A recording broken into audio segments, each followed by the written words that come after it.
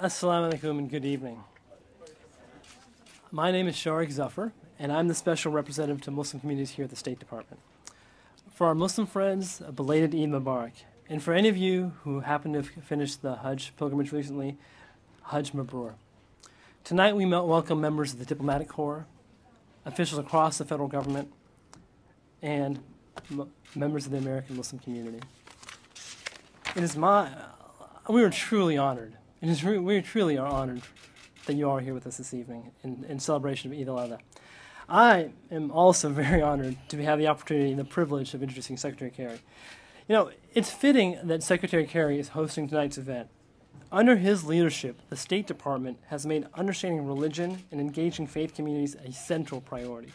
And that's not an exaggeration, it is a central priority.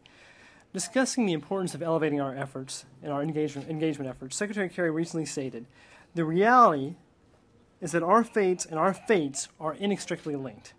And that is profoundly why we must do this now, because they are linked." While tonight's event is a celebration, given recent events, ranging from the challenge of Ebola to the violence in the Middle East, I know I speak for everyone here today when I say, Mr. Secretary, we could not agree more. Please join me in welcoming Secretary of State John Kerry. Thank you, sir. Thank you, sir. Thank you.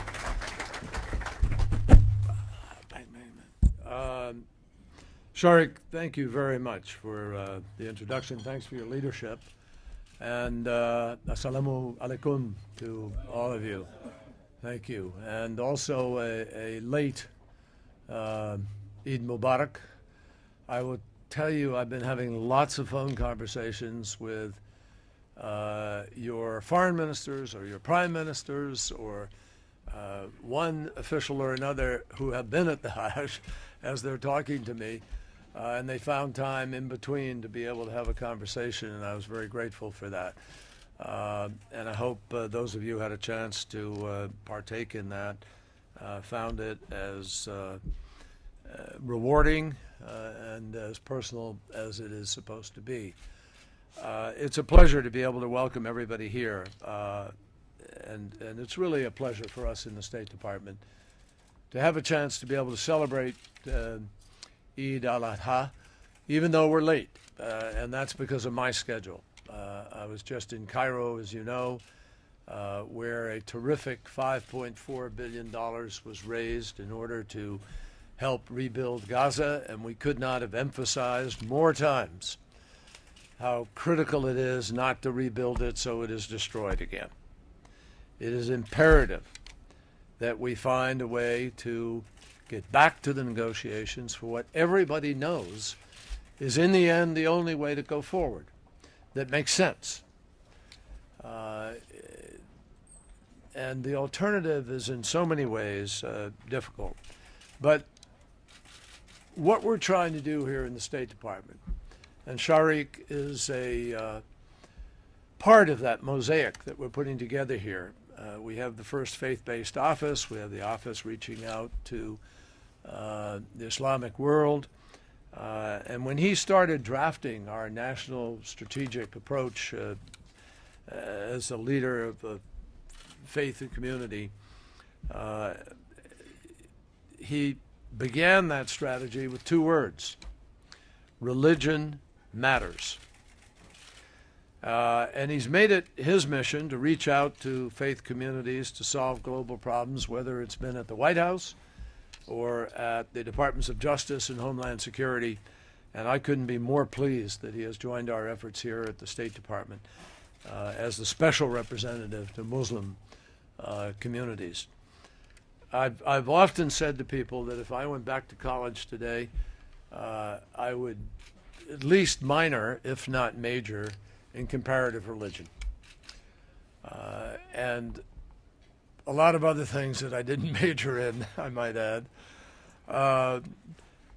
because I have found in my journeys through the world over these 29 plus years as a senator, and now in the year and a half, year and three quarters I've been Secretary of State, there is no place in the world where in one way or the other it isn't affecting an outlook and even in places where people are non-believers or people have a different philosophy, rather than one of the major religions of the world,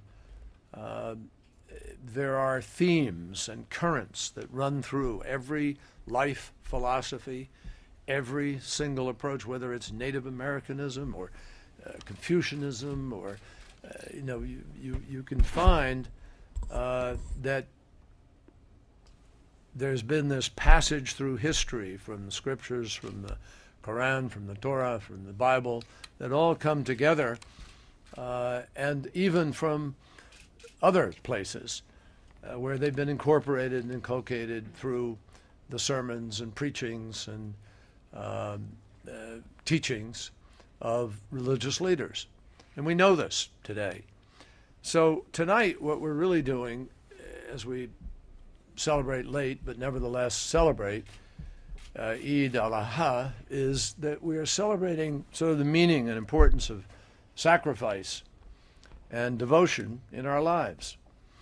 And of course, the Jewish religion just went through its holiest moment of the year with Yom Kippur, which is also a moment of huge introspection and reevaluation. Eid al-Adha is a special time for charity and compassion, and for prayer and reflection. And during this period of time, as you all know, you'll find everybody practicing it in their own way wherever it is that they are in the world. A young girl somewhere in New Delhi praying outside of a mosque, or kids or adults in Pakistan, girls singing songs and painting their hands with henna, or Shiites in the holy city of Najaf, or fellow Shia celebrating Eid al-Qurban in Iran. There are all these derivatives that all come from the very same thing. And that's the spirit of Eid. And in a sense, this is a moment that really shares with us a common sense at an important time about the sense of possibilities that we're looking at in the world today. So we all know, I look around, I see a lot of very familiar faces here, and I thank so many members of our diplomatic corps for being here with us today. This is a difficult time. It's a very complex time. And there are many currents that are loose out there that have brought us to this moment. The extremism that we see, the radical exploitation of religion, which is translated into violence, has no basis in any of the real religions. There's nothing Islamic about what ISIL-Daesh stands for or is doing to people. And so we all have a larger mission here. And obviously history is filled with that. I mean, you go back to the 30 Years' War in Europe and other periods of time, Protestant, Catholics, others who fought. It's not new to us. Tragically, it's more prominent because media is more available today. The messaging is there. Everybody is more aware on an instantaneous basis of what is happening. And of course, it's exploited by people who engage in this. So, but it's still complicated, and for other reasons. We're living at a point in time where there are just more young people demanding what they see the rest of the world having than at any time in modern history. And when you have 65% of a country, as you do in many countries in the Middle East or South Central Asia or elsewhere, in North Horn of Africa, that are under the age of 35, 65%. And 60% under the age of 30, and 50% under the age of 25. You are going to have a governance problem unless your governance is really addressing the demands and needs of that part of the population. And I don't care who you are or what kind of government you have, nobody is impregnable with respect to those demands and those needs and they have to be responded to at some point in time. Don't forget that what is happening now in Syria started with young people going out and demonstrating for jobs and for opportunity and for dignity and respect. And when they were met by clubs and repression, their parents went out to defend them. They joined in and said, no, don't do this to our kids, we want this. And then they were met with bullets. And that's what has brought this incredible, chaotic moment where we now have 10 million people or so displaced, 1.5 million in Lebanon, 1.5 million in Turkey, 1.5 million plus or more in Jordan, and internally huge population displaced. And Eid actually speaks to that, because this is a moment of charity. This is a moment when Abraham is celebrated for for being willing to slay his son in order to provide for people and to prove something. And so we have to stop and think about that in the context of this challenge that we face today. I think that it is more critical than ever that we be fighting for peace. And I think it is more necessary than ever. As I went around and met with people in the course of our discussions about the ISIL coalition, the truth is there wasn't a leader I met with in the region who didn't raise with me spontaneously the need to try to get peace between Israel and the Palestinians, because it was a cause of recruitment and of street anger and agitation that they felt, and I see a lot of heads nodding, they had to respond to. And people need to understand the connection of that. And it has something to do with humiliation and denial and absence of dignity. And Eid celebrates the opposite of all of that. So what we need to do is recognize that we need to build peace through specific partnerships. One partnership is specifically, the effort to try to drive towards this peace, to have a compromise, to find a way to create two states that can live together side by side, two peoples with both of their aspirations being respected. I still believe that's possible, and I still believe we need to work towards it. We also need, to figure out how, and I think what's happening in Iraq is an interesting beginning of that, where Daesh has kind of drawn a line and made people stop and think, and Sunni and Shia are beginning to realize there's a common problem out there. And there is a way to try to work together. And the new government gives a breath of fresh air to that possibility that could happen. In addition to that, we remember that lots of countries are making sacrifices in the spirit of Eid al-Adha right now, with respect to the refugees that they're taking in, with respect to the emergency food programs they're engaged in, the emergency aid.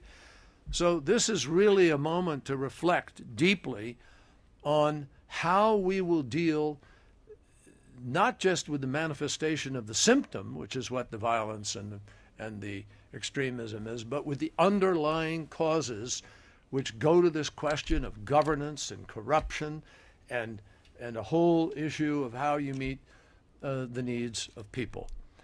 And that's where our partnership has to be, not just for peace, but for prosperity.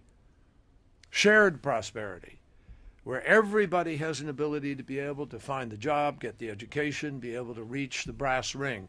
And it is not just reserved for a privileged few. And finally, we have to build a partnership for sustainability of the planet itself, and that brings us to something like climate change, which is profoundly having an impact in various parts of the world, where droughts are occurring not at a 100-year level, but at a 500-year level in places that they haven't occurred, floods of massive proportions, diminishment of water for crops and agriculture at a time where we need to be talking about sustainable food. So I think this is an important moment, and that's why we've launched a lot of different initiatives, like the the Malaysia Initiative, the Beehive Initiative at the Global Entrepreneurship Summit. And that's why I'm going to Jakarta day after tomorrow to be there for the inauguration of a man who was elected president in the world's biggest Muslim majority country, in large part because of his commitment to good, honest governance. And that's why we're engaging in private sector efforts to help young Syrian refugees. And in many places, we see the desert increasingly creeping into East Africa. We're seeing herders and farmers pushed into deadly conflict as a result. We're seeing the Himalayan glaciers receding, which will affect the water that is critical to rice and to other agriculture on both sides of the Himalayas. These are our challenges. So it's a good moment to come together. I've talked longer than I meant to. Shariq is going to have the chance to say a few words. I need to run to another meeting, which I hope you will forgive me for doing. But I just hope that the meaning of this moment can, over this next year, by all of us, in a cooperative and respectful way, mutual respect, without anybody asserting that they have a better way or a better answer, but listening to each other, that we can work together in a good spirit to be able to address these concerns. The world is looking to all of us. We are the leaders. We have this opportunity in this moment to try to make a difference. And it is imperative that every single one of us make every effort to listen to each other, to do everything in our power to be able to have an impact. And I'm confident that in the days ahead we can. I just spent a number of hours in negotiations. I was with Lavrov talking about what we can do to change things between Russia and the United States, with Foreign Minister Zarif of Iran, where we have a very tough negotiation that affects a lot of you in this room. And believe me, we are mindful of that.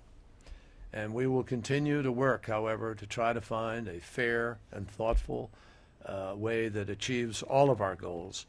And I think we can look, with pride at a young Muslim girl, the youngest ever recipient of the Nobel Peace Prize, who shown such courage in her effort to try to fight for rights and to stand up and improve the lot of other people.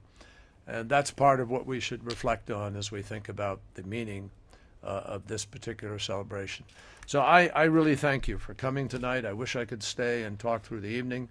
It would be much nicer in the meeting I have to go to.